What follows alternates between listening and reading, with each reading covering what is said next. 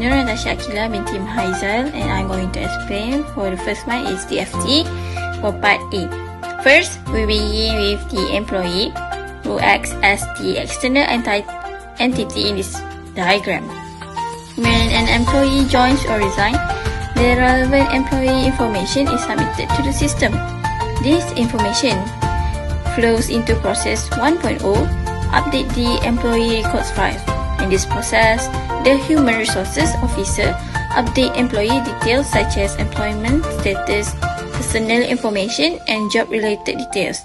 Once the update is completed, the employee information is stored in the employee record files, which serve as central data store for all employee-related data. This ensures that only current and accurate employee information is used in later payroll processes. Next, I will explain for the process 2.0, which is submit employee punch card. The payroll process continues with attendance recording. Employees submit their punch cards, which represent the numbers of hours they work during the month. These punch cards are captured in process 2.0, submit employee punch card. This process represents the collection of attendance data that will later be used to calculate salaries. At this stage, the system does not yet calculate pay. It only ensures that attendance data is properly submitted and ready for processing. After the punch card submission is completed, the data flows to the next stage of the system, which is represented by connector A at the bottom of the diagram.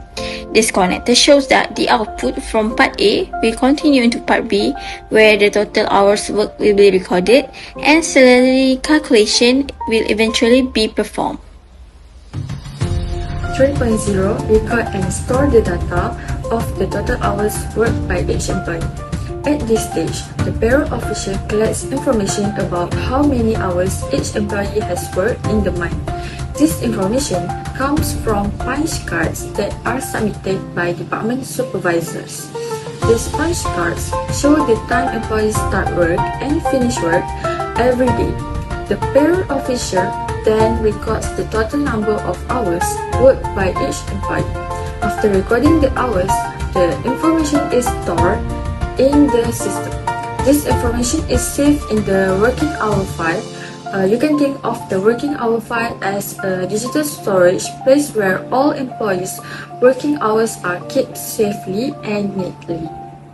Next, we move to process 4.0, retrieve information to calculate salary. In this process, the system needs two types of information. First, employee information, such as the employee's ID and salary rate. Second, working hour information, which shows how long the employee worked. The system retrieves the employee data and also retrieves the working hour data. Then, the system combines both types of information. Using this combined information, the system calculates each employee's salary. In simple terms, the system multiplies the number of hours worked by the salary rate. This gives the total salary that the employee should receive. After the salary is calculated, the payroll process continues to the next stage. So now I'm going to continue with the part 3 of the payroll process. Okay, so now in a 5.0 process, which is verify and approve the payroll, this means someone checks the payroll details to make sure it's all correct, like salaries and working hours and deductions.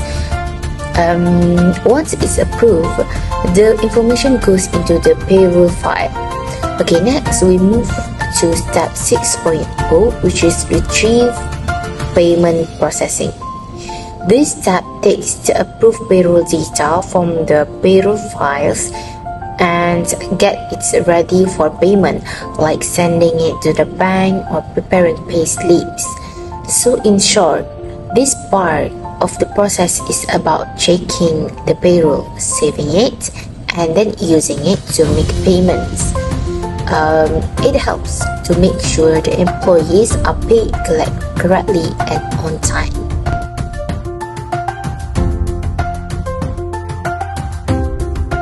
Okay, I will explain the weakness, its implication and the control procedure for Sedap Crispy Sidang Berhad.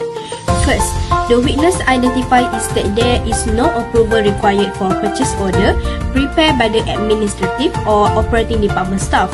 So, because of this, there is a lack of control and checking before the order are placed, which may lead to the error and mistakes in purchasing. Next, the implication of this weakness. Without proper approval, the company may face over purchasing, which is the order are made without checking actual stock needs. This can result in excess inventory, higher storage costs, and risk of damage or expiry, which can affect the company's cash flow. In addition, the risk of fraud and unauthorized purchases increase significantly. Employee may place order for personal benefit or purchase items that are not needed by the company, leading to financial losses and reduce the accountability. Furthermore, the absence of approval can cause of recording error and inaccurate financial reporting. Error in quantity, prices, and inventory valuation may go undetected, affecting management decision-making and the reliability of financial information. Finally, they recommend control procedure. The company should implement a proper approval process where all purchases order are reviewed and authorized by a responsible officer, such as manager or department head. So, the company should also use pre-number purchase order forms and perform regular review and reconciliation between purchase order, invoice, and receiving report. This control procedure will help ensure accuracy, prevent fraud, and strengthen internal control over the purchasing process. Okay, next. The second weakness identified at Sedap Crispy Sidang Berhad is that the company does not have a proper supplier selection process.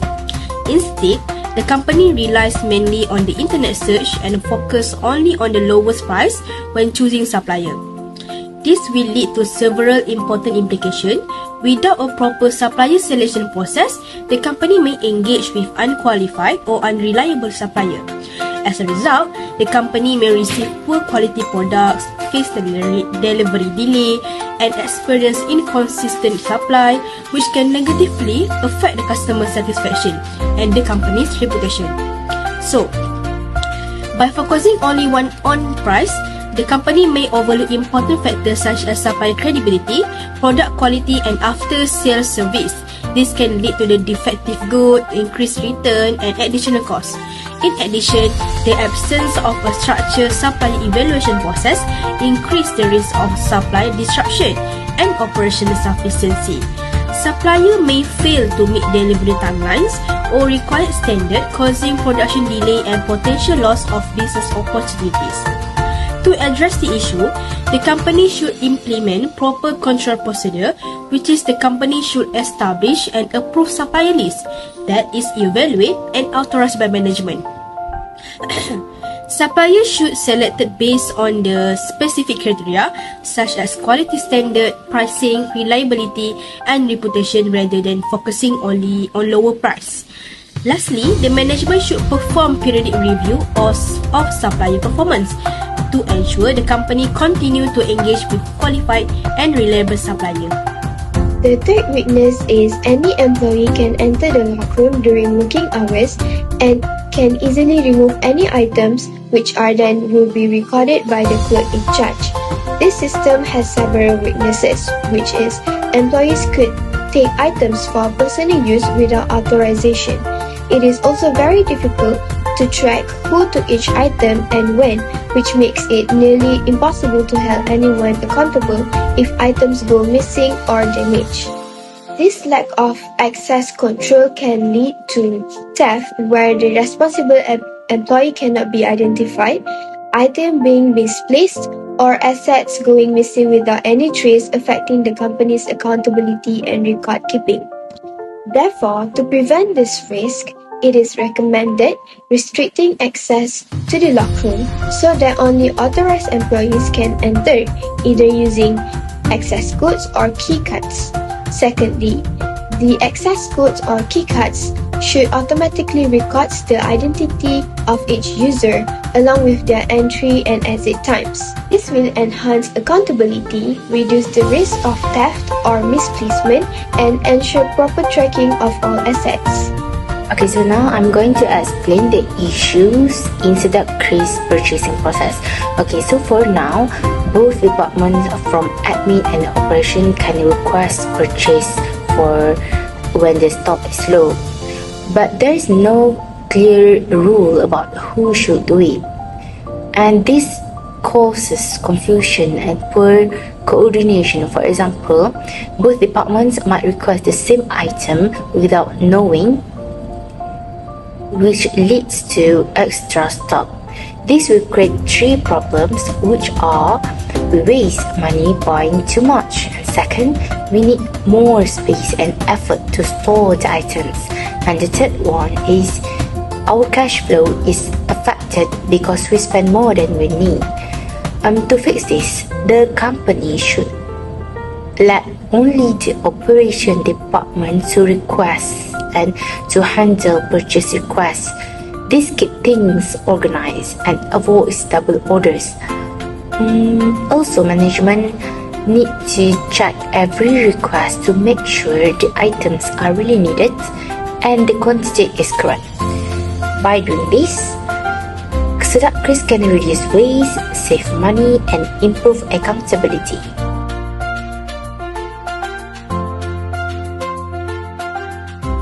Assalamualaikum, my name is Najiha.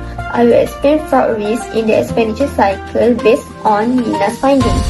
First, I will explain about what is fraud. Fraud is the intentional act of deception carried out for personal gain or to cause loss to another party. In the context of the expenditure cycle, fraud typically involves manipulation in procurement, vendor selection, and payment processing to misappropriate company resources or financial assets. So based on Lina's findings, three main fraud risks can be identified. The first risk is procurement fraud, which happens when purchases are made in larger quantities than actually needed. This could mean that extra items are being ordered so that they can be stolen or sold by someone for their own benefit or to misuse the company's money. Over-ordering like this can lead to financial losses and problems with managing inventory. This kind of fraud usually happens when there is no proper control to check if the quantity ordered match actual needs. The second fraud risk is vendor fraud, which happens when the company gives big contract to new vendors who don't have a good history or proven reliability, while ignoring trusted suppliers. This could mean that some employees are working together with these new vendors to steal money from the company. There is also a possibility that these new vendors might be fake companies set up just to take money illegally from the company. This vendor fraud easily happens when the company only chooses suppliers through online searching for lowest price and does not properly check their background before approving them. And the last fraud is payment fraud, which happens when payments are made even though the document did not match with what was actually delivered. Lina found that the company paid for items that might have not been received or were different from what was ordered. This may cause the company to lose money by paying for goods that do not exist or not needed. The cause of this problem is there is a weak control of checking. For example, the company does not properly compare purchase orders, delivery notes, and invoices before making payment.